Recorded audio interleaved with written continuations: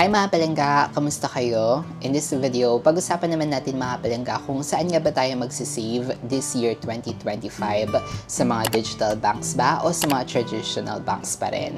And based na napapansin ko mga palangga, ang dami na ngayon mga nagsusulputang mga digital banks and I have experienced both using traditional banks and also digital banks. Kaya naman I decided to create this video para magkaroon din kayo ng idea mga palangga kung ano nga ba yung magandang gamitin this year 2025 for our savings, yung mga digital banks ba o yung mga traditional banks pa rin. And I promise you mga palangga that at the end of this video, kayo pa rin naman yung magde-decide kung ano nga ba yung best bank for you, whether it's digital banks ba or traditional banks.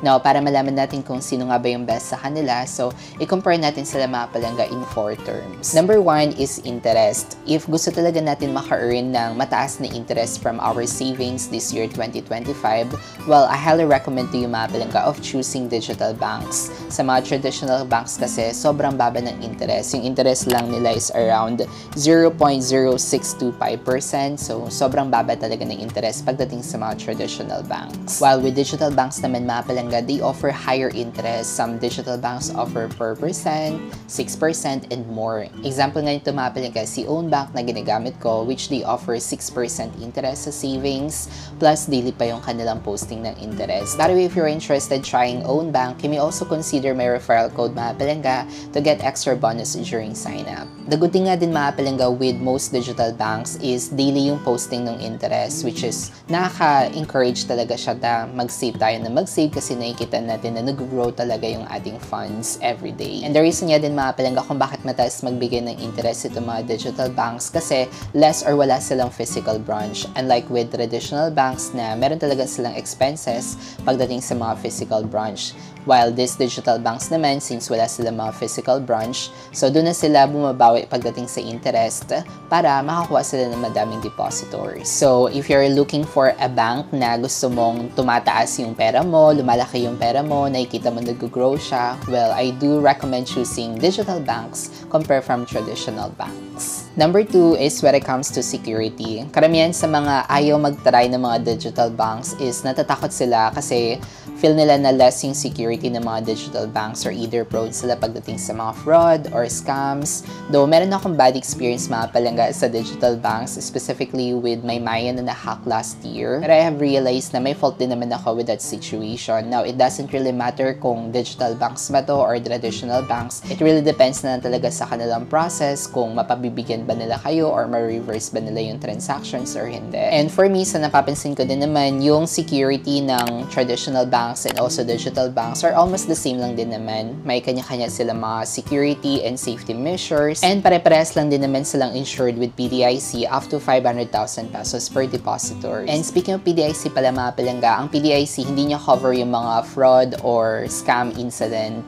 Yung cover lang talaga ng PDIC is yung bank risk closure o yung tinatawag natin na bankruptcy. So, in case na malugi yung bangko o mabankrupt, then the good thing is insured naman yung ating pera because of PDIC. Pero in case na may scam or mga fraud incident tayo, then hindi siya cover ng PDIC. And our next step should be filing a complaint to BSP in case na hindi ma-resolve ng bank yung ating mga issues. And number 3 is assistance. For me, in getting full assistance, mas better talaga ito mga traditional banks compared sa mga digital banks. The reason for this, since ito mga traditional banks is meron silang mga physical branches, so meron tayong option para bumisita sa mga branches nila and to get assistance personally. Unlike sa mga digital banks mga palangga na either limited lang yung kanilang branch or wala silang physical branch, so medyo pahirapan pagdating sa paghingi ng assistance. So, ang option lang talaga ng karamihan mga digital banks is reaching out to their customer service.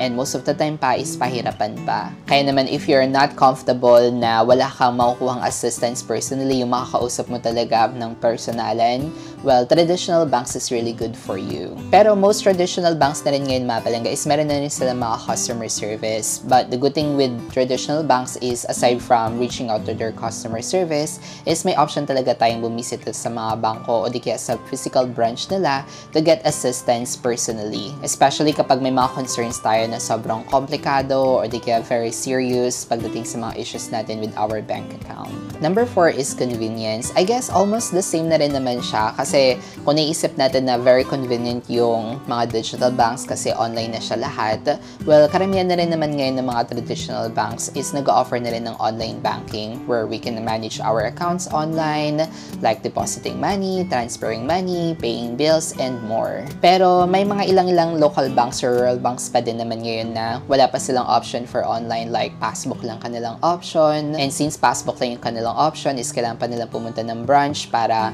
magkaroon ng mga bank transactions like depositing money or withdrawals. Pero for me, mag-evolve din ang mga yan. Honestly, karamihan ng mga digital banks ngayon is galing din sa mga rural banks. Example nga itong C-Bank, so which originally Laguna Rural Bank, and also Own Bank, which is Rural Bank of Cavite. And meron pang bago is yung V-Bank, which is also a rural bank from Bigan. So that means itong mga rural banks is nag-evolve din siya into digital banks. And now, the question is, saan nga ba tayo magsisave this year 2025? Sa mga traditional banks pa din ba o sa mga digital banks na?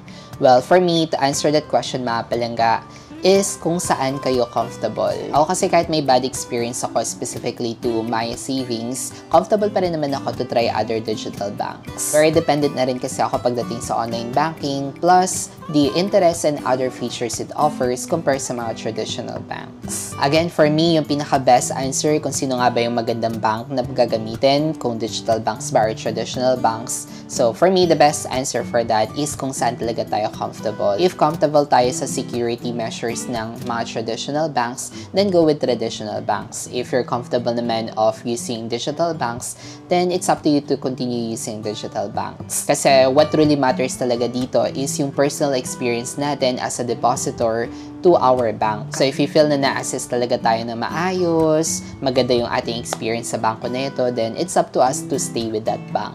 So that's it for today's video, mga palangga. If you want to add more, just comment below. And if you've learned something in this video, please give this video a thumbs up and consider subscribing na din if you haven't already for more contents like this. Again, this is John Paul, and thank you so much for watching, and always remember to be kind to yourself and to others. See you in our next vlog. Bye!